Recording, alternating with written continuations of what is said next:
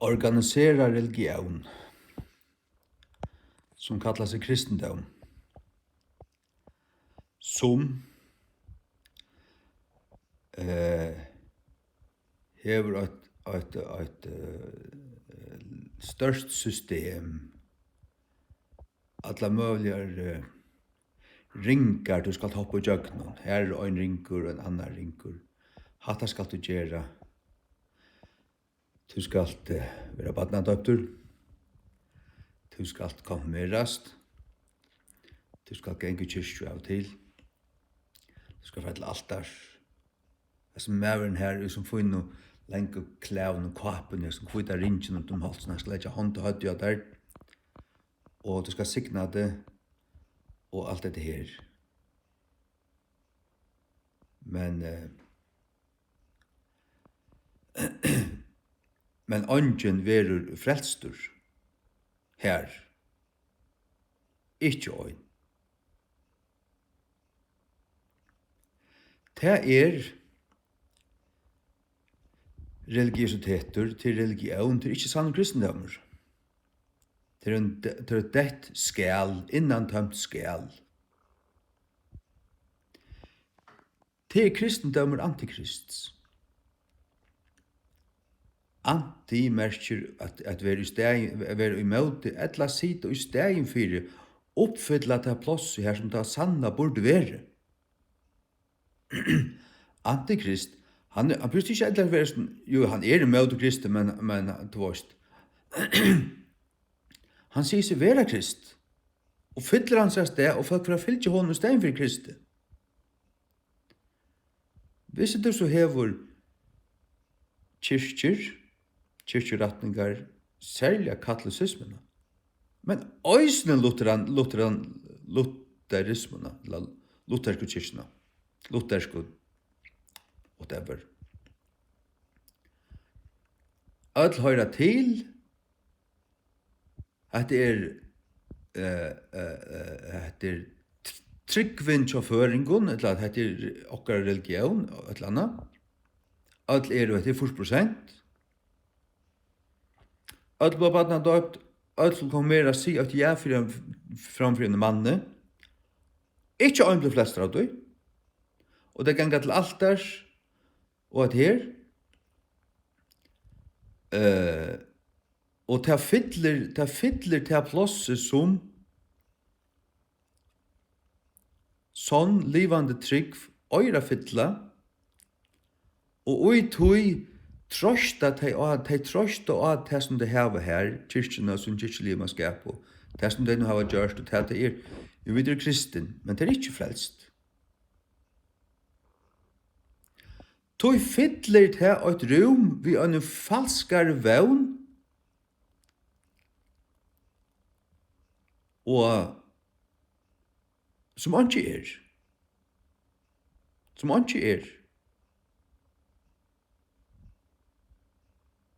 Jesu navn er nekka.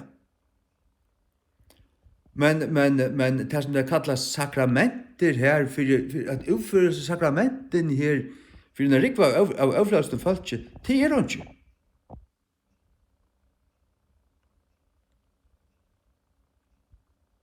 Bibelen tåsar om Herrans bor og døp tar av frelstu. Det er nekka. At ein som er frelstur omskåren i hjertan utfører en utvortes handling som vittnesbord og som attersvær til Guds og i takksemme for det som han hever møttidje. Det er jo mening. Da har man sett hesten framfor hestavognen. Da er tingene rett samansett. Da er de ordan i andan. Da er det over mening.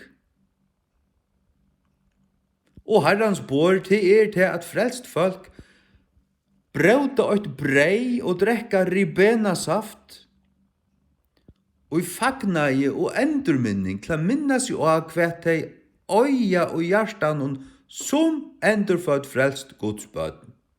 Tei øya til.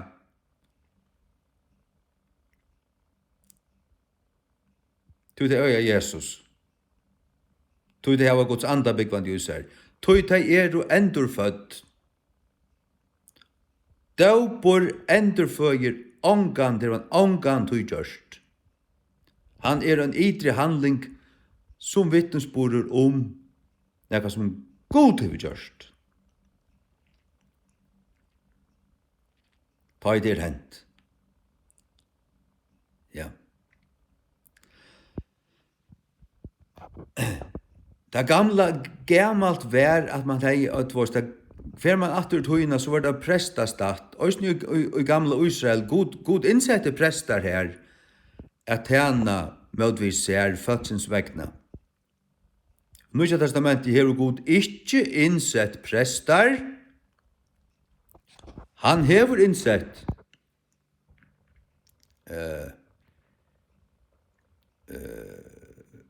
profetar, eller apostlar, profetar, troboarar, hirar og lærarar. Han har innsett 5 tjenester i kyrkjena, apostlar, profetar, evangelister, hirar til pastorar og lærarar. Ein hire ein som hever til i andan fra gode, at han kan loja Guds folk. Det en andalig gava. Det ikke nekka som du først og lærer av en statsstolavun instans i Danmark. Det det ikke. Det omkant det har vært omkant du.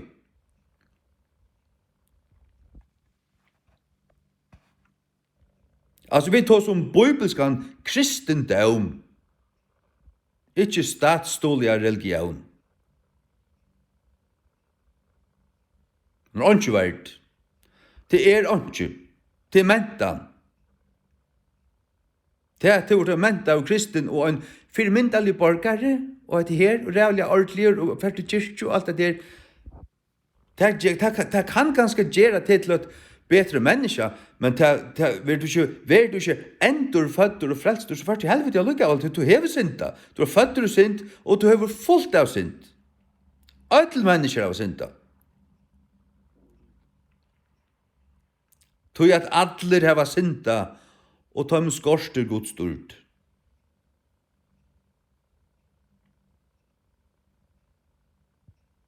Løn syndaren deie, men nøy gav av Guds evet liv og Kristi Jesu Herre okkara.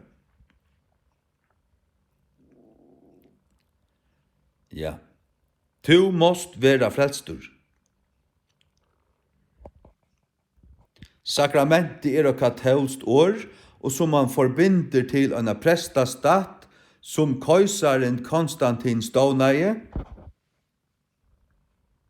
Peter og Paulus og Jakob og tar var ikke prestar. Og Paulus sier til at Kristus sendte han ikke ut til å døypa. Fyrir at ikke krossur Krist skulle gjerast av ångare virkene. Hvis han bare fer ut og døypte, prætka litt sinter, hver døypast. Hvis jeg døyper til her, så det noe magisk hent. Du veist, så det noe magisk hent. Vittekon. Så kom vi her. Det ikke frelst nekran. Om man så kom her og døypte i høyla bygder, bare døypte deg, bare døypast. Hver vil døypast? Så han gjørst kross Krists av ångare virkne. Det er best at øyte. Krossur Krists evangeliet satt og ratt boa, så som du hørte av en evangelisk møte. En evangelisk møte. Det er seg ikke heima misjonen, edla babsunnen, edla omkron pinsa prætkomannen som nøklund i ordan. Det skal løyda vel etter. Jeg finner en sannan evangeliskan pinsa prætkomann. Det skal løyda vel. Det finnast. Arild Edvardsen var ein, og Reinar Bonke var en annar.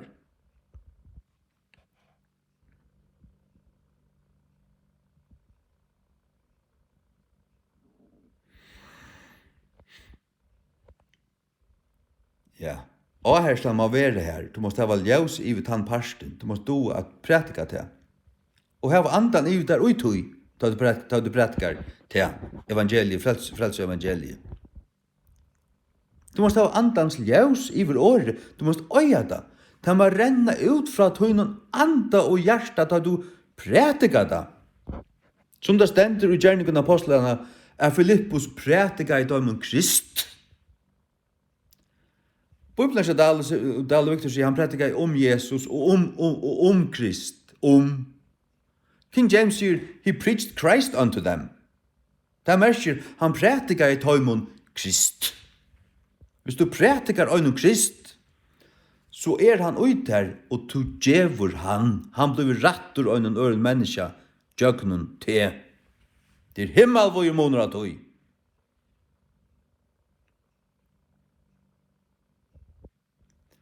Anke menneska være frelst, av en avfrelstun prætikomanne. Han hever ikke ljus iver året. Det kan ikke henda.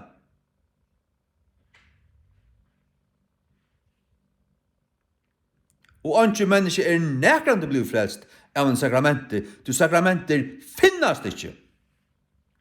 Det var omkant vi funnest. Og læreren som folkarkirken djever sakramenten om hon katolsk. Hon sacerdotalistisk. Det at man litt en prestastat opp, og man sier tar på god tunna vegna. Tar Kristi sted. Og det katolsk læra. Katolskar katekismer sier til at alle katolske prestar en annar Kristus. En annar Kristus kvært, en antikrist. Hvert han øynaste katolske prestor en antikrist. Og paven så største antikrist.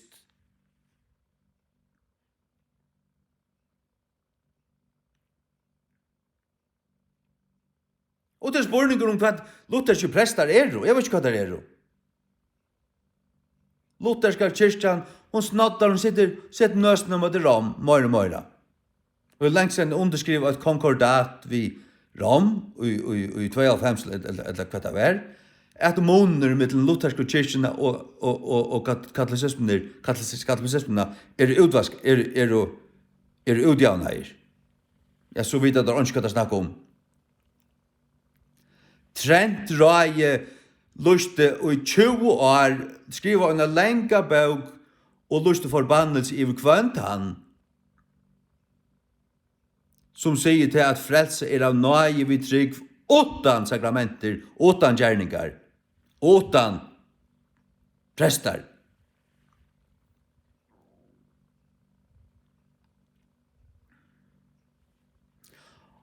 Og 17 av Vatikan rai i 1930 til skulle være et facelift for katolisismene, men det stender lutlundstaven, men tar sier, tar virkjenne alt som fyrra trent rai i Gauthaug i 1500 og trusjonen. Men nu det 300 år gingen, ingen huxar om det her. Nu ser man bare at disse smøylande prester, smøylande katolske presterne, og han har funnet pavan her. Og så fer man.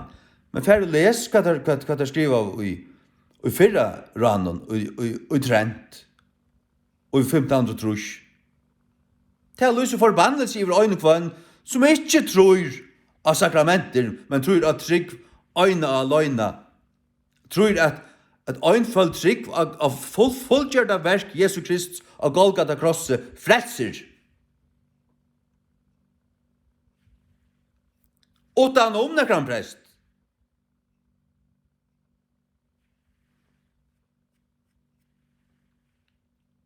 Ta vetjingar, sannar vetjingar av å være, til dømes i Hebridenon og i Wales og i Urlandet. Fyrst og nødjandetalen, større vetjingar. Folk bæ og bæ og bæ, og god røste menn opp, unga menn, prætka menn. Og knapplega byrja i Guds andi at uthedlast. Mennesker kommer synda nei, ta gink opp fjall.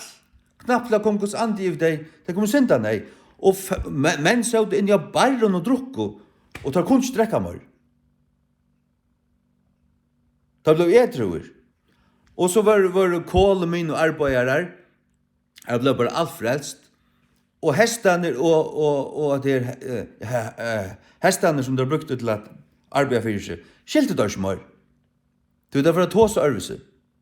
Det annakvart år hei vært bann i år før, og nå var det rønnseier.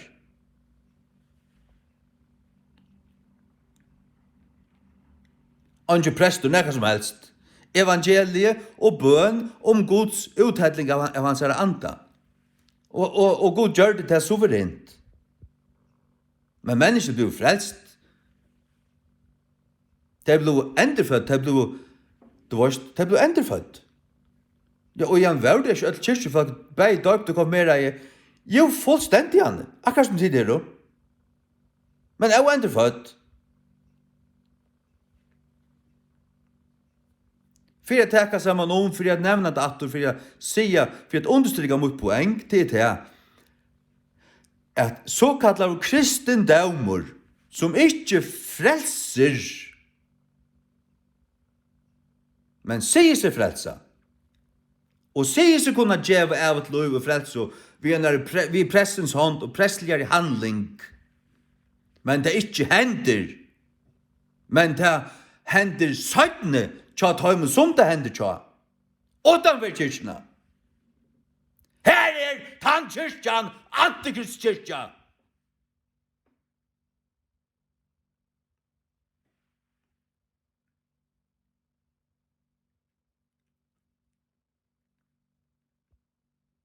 Så vi har 100 kyrkjer i fargen. Men hvordan jeg var av dem menigheter? Hvordan jeg var av dem Jesu Kristi kyrkjer? Jeg tror her som det stender en frelstur, endrefødder, hyre. Og han kan lykke så godt bare innsøke til at han ikke prestur. Altså, og lutherskan, eller katolskan forstand, sacerdotalistiskan forstand, at han prestur. Vi tror alle prestar. Til ingen møyre prestur enn hva det. Og jeg har ikke lært til prest. Og det er ikke fått ny på. Det er det sørst det er gjørst.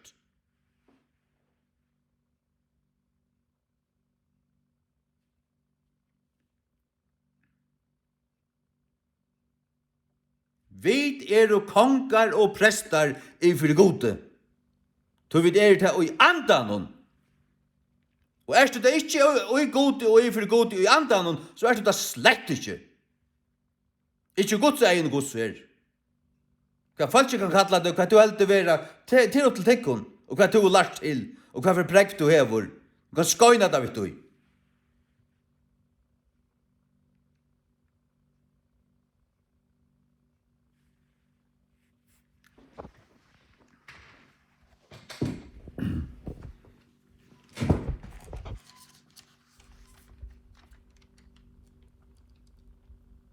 Kristendom er antikrist. Det er hva katolisisme og lutheranisme. Men lutheranisme en blandingur.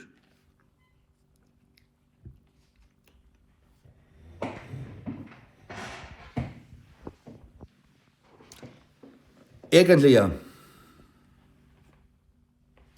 Ja, la meg lese det først. Åpenberingen 8.6, eller 8.5. Og fra Jesu Kristi, som det trofasta vittne, og en frumgytni av dem deio, og prinsur konga gjerrarinnar, honom som elskar i okkon, og tvau okkon fra okkara syndun, og i sunnen egna blaue. Okkon frelst du. Vi som og tvien, vi tvien. De som ikke enn kommet til hans herre, de øyer det inne, de øyer rett til det. De kunne få det. Men ikke utan å komme og takke mot det. Ikke utan å trygg på at det. Det vi trygg, personlig hjertetrygg, at det vil applikere, virkja. Vers 6. Og hever gjørst åkken til kongar og prestar, ifyr gode og feir hansara. Lansar ver dord og herradømi ever og ever. Amen. Han har gjort okkon til kongar og prestar. Og varst du hva en biskoper i Bibelene? Det en iverhyre. Det hvis en kyrkje blir stør, så kan det være en hyre, en virkande pastor, eller en hyre, men en biskoper, det en eldre mever, som i eldste ranen, som kanskje være hyre fyrr, men nu har han en yngre tidlig vi, og han er biskoper. Etla til hvis det hvis det en hyre i en armoniøyt, men han er en møtavur en møtavur eldre og i Kristi likame, så kan han kallast en biskoper. Til en biskoper, til nekver biskopar i Færjun, men Jekvann Frøriksson er ikke ein av tøymon. Jekvann Frøriksson er biskoper Satans. Han er ikke biskoper Guds.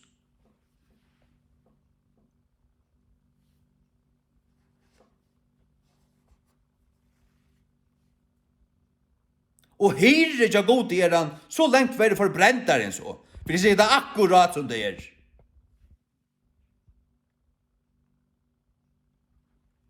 Og da jeg sier forbrentare, så er det altså fra de brentarstenen. Da kan du lukta begge svavel og eld. Da jeg nevnte det året.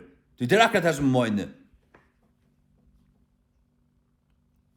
Hvis et menneske ikke er endurfødt og frelst og til vøyta, heldur du at kristen ikke vet at om det er kristen ikke, eller om frelst ikke vet at om det er frelst ikke, og man ikke kan vite hvor er Guds bad og hvor ikke er, så er illa statt. Nei, det kan man ikke vite. Ja, så var det morgentid.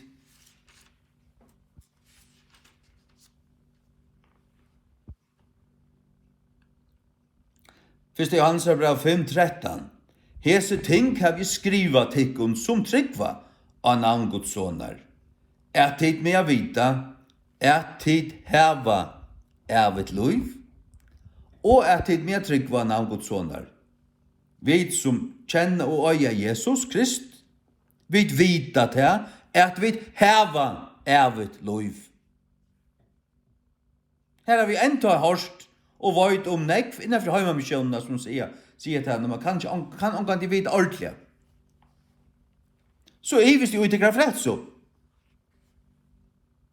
Så er det ekvelige vøyk tryggvande.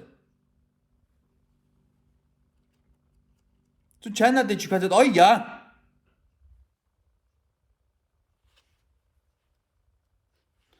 Så er det ikke trygg vi ikke bygd av Guds år. Hva stendet hun trygg hva? Og så tar Jesus forteller om at her tvær menn bygde hus, annar og kletten og hinn av sanden. Hva er det? Jo, kletteren er Kristus. Og hva er han giver å kunne bygge av? Så dår. Klettfasta grunn. God kan ikke likva.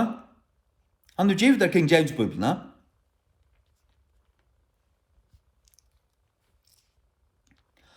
Og han som bygger av sand, hva bygger han nå? Han bygger til at det er Kain og Abel. Annar offrei blåsoffer av en lydalesen lamp og en altare til å få opp, lukta vel Guds nøs. Og hinn offrei av grøye gjerrarinnar. Og han var gjerriskesmæver, og det var hans handastrev som han offrei. Han offrei sina gjerningar. Han brände gräs och gravor och rötter, goda rötter till Guds. Och det var lärande att göra det. Och det stinka i Guds nøs. God gav tog det slett. Att det profetiskt om det att det som trygg var uthelt av blå Jesu Kristus av Golgata krosset, øyne og aløyne, personlige, fullkomlige, og sette alt så dalt til, alt annet.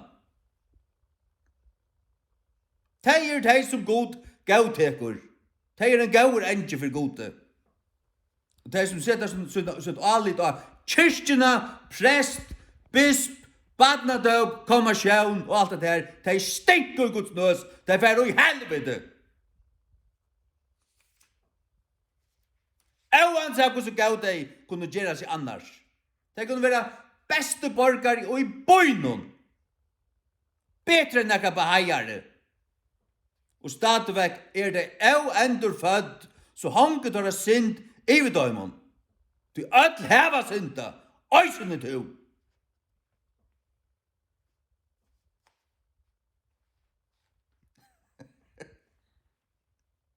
Ik. Rom 8, 16. Sjálvur anden vittnar vi anda okkara, at vi Guds bøten. Ja, tja tøymen som Guds bøten, her bor Guds ande i tøymen, at vittna til. Og han vittnar vi anda okkara, hvordan ta? Tun ande tut innasta, tut hjärsta, tut for inn tut under med vid, at det innasta uitar, her tun ande. Og det en kjensla du hever. Det nekka, du varsta bara. Ta det så.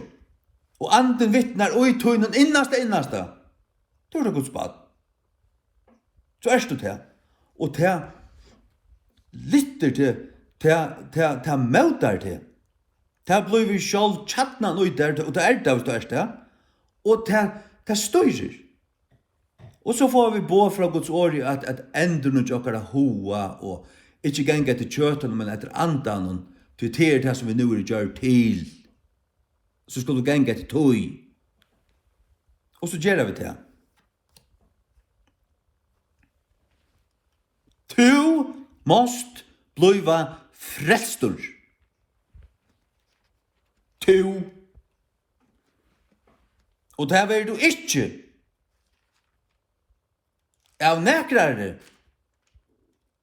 prestahandling, eller prestens hånd, eller nekka. Ta ver to av at øya og møta Jesus. Øya Jesus og møta honom.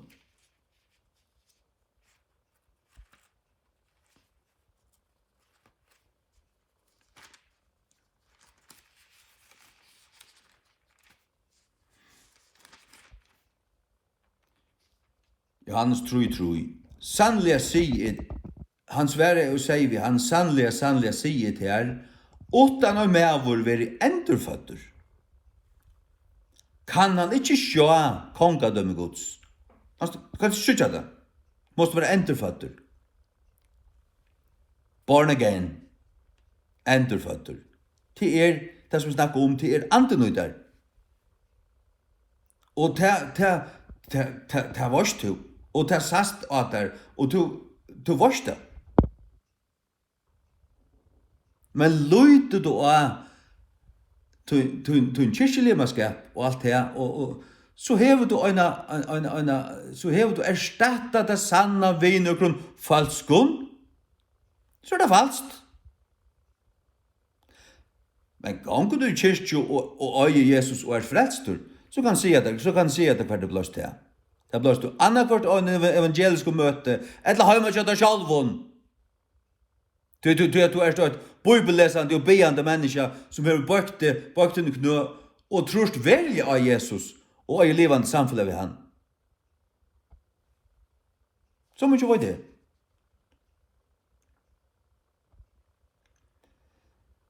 Vers 5. Jesus sverra i sannliga sier til her, utan av meg å være føtter av vattnet og av andanen, kan han ikke komme inn i kongadømme Guds.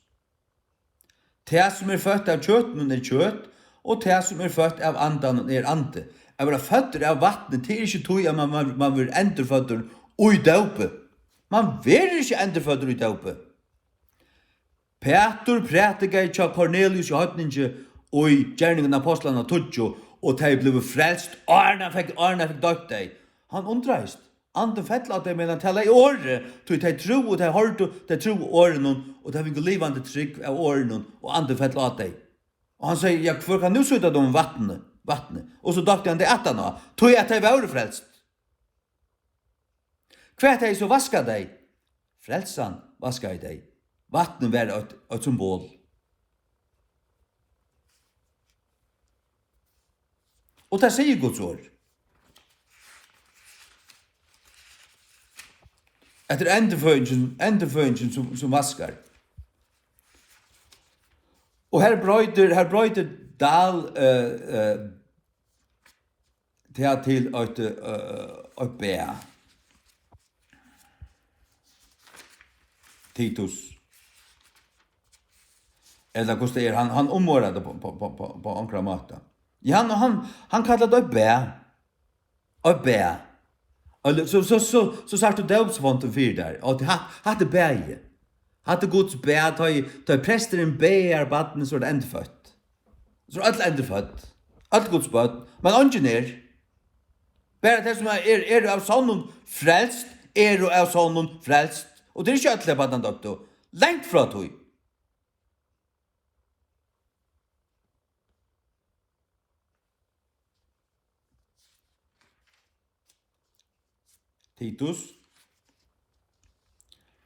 Titus troi fra 4. Men etter at gøska og kærløyge Guds frelsara vårs møtvis månen byrstist, ikkje av rattvusesverskun som vi hava gjørst, men samsverande vi sånna miskun han frelst jokkun. Vi tvajengene av endurføying. Så hva det som tvåar? Endurføyingen sjálv tvåar. Kvært? Två det røynan, du har sint borstur, du har røyner til du er frelstur. Ikke til du er døptur, men ikke frelstur. Det her er folkekirken i ferne dav.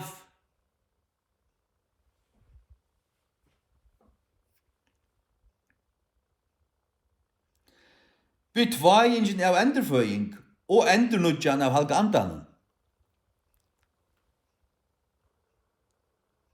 Hva så vattnet? I andalig forstand så vattnet halga anden. Vattnet og andanen til at drekka andan øyse. Vattnet bare symbol på halga andan.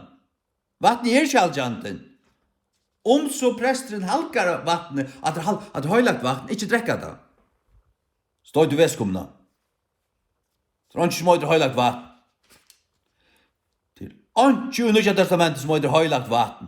At det katolsk Patrik.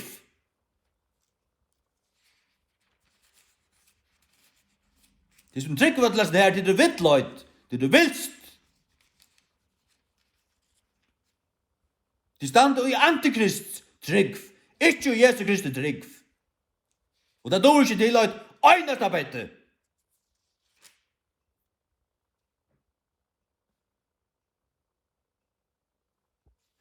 Gjerninger apostlarna 8:12. Men ta i teg tro og Filippose, prætikande tingene vi vujande kongadømme Guds og navnet Jesu Krist, var det teg døpt. Begge menn og kvinner.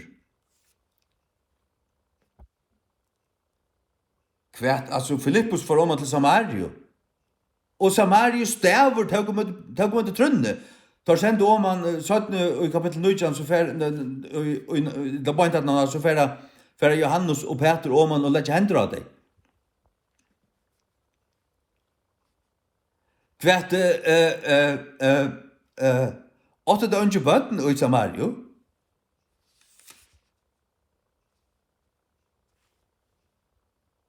Det er må gud for at det åtte bøtten i Samario. Og dette her øyneste sted i Nya Testamentet. Her det stender sundegrøyna, menn, kvinner.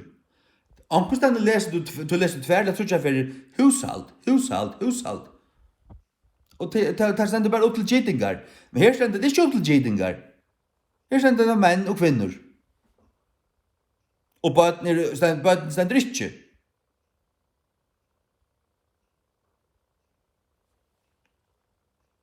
Men frelsan så ikke givet nokkara bøtten? Jo, det hun. Frelsan er givet øtlun, altså, Jesus er deg for alle han som synder.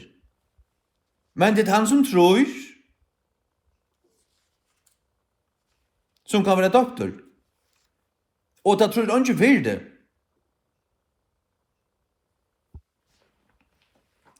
Jeg har sagt hva onkel biskopar under Konstantin gautog og nær som helst, eller John Tjuta. Jeg bytje øyne okka løyne oppa skriva stendur. Jeg vil ikke høyre nok anna. Jeg er ikke interessert i noen øren. Gjør så vel. Amen. Så hvis du ikke erst frelstur, annars erst du til ikke. Men hvis du ikke erst, hvis du ikke kan si jeg øye Jesus, jeg er frelstur, jeg vet, jeg øye av et liv, anden ber meg vittnesbord at det er Guds barn. Og du sitter annakort i en kyrkju, etla babsamonjøt, etla pinsamonjøt, det er det så snart, det er alt øyla mersligt. Og det vil sagt til at orsaka av hese handlingen her, nu er du til at trykk bare på døpsnøyene og bla bla bla og sjåret. Alt er Guds barn. Du skal bare trykk at du er det, og så er det det ikke. Så er du i en antikristsmånighet. Du er han trykk du hever og som tar i given, den trykk som er her, som tar vil boa. Hun er falsk. Hvis det her vil givet nekka som er ikke det rette, og det fyller plåse her som det sanne øyra byggva, så har du nekka falskt ut der. Og hva er det her? Antikrists trygg.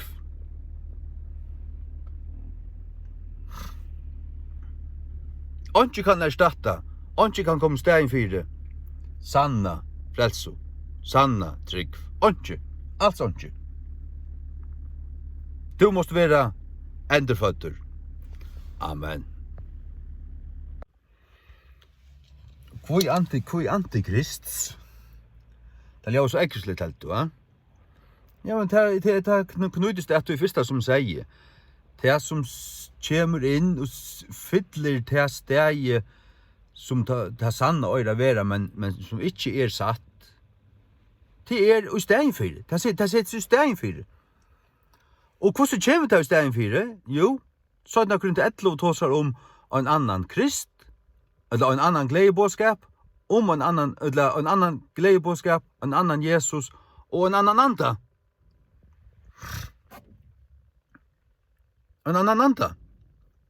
Er det en falsk gledebåskaper? Er det ikke den sanne blaue gledebåskaperen?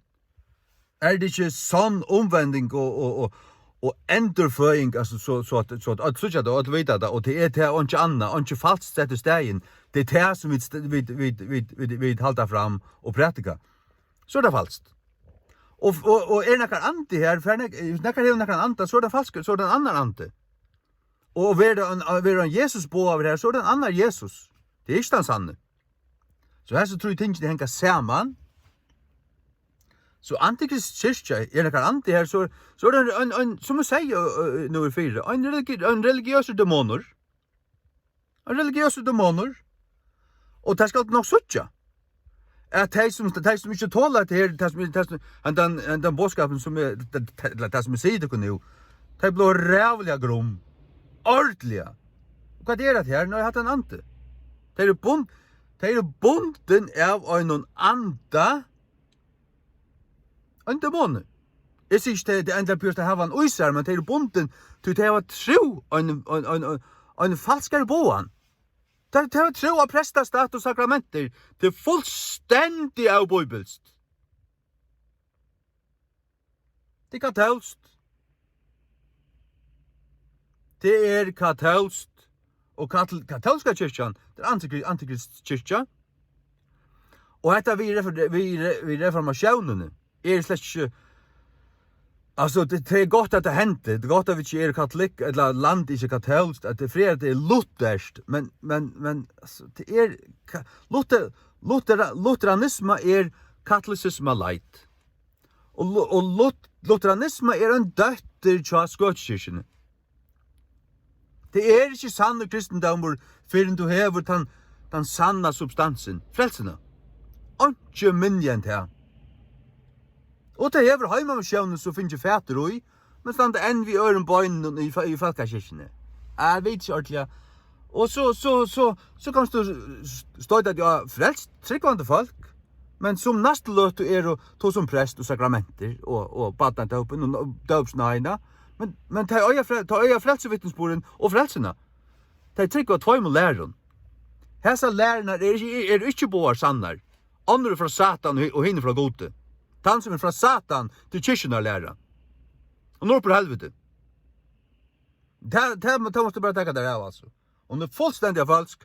Hon ikke bibelsk, då hon falsk. Og framløys det som Bibelen talar om. Folk ikke enderfødt.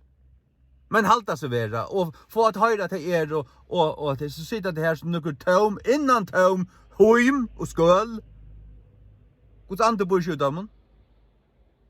Det religiøst, det røyna visen og verskon, det offrer god græs. Her er ikke Jesus blåst rutt av seg, helt av seg, slett av seg. Ja, men det sier du jo. Du spørs dem det frelst. Det vet ikke. Jeg har snakket med deg. Jeg vet ikke hvordan jeg skal til. Jeg vet ikke hva God krever. God krever at du er frelst, og at du er endefødder. Og det er så åpenbart ikke. Men det måste du blive. Søk Jesus. Den som løyder han finner. Den som bænkar på han, for hun vil lette opp. Så færre bænkar på han færre. Han lettar opp, og han møter. Amen.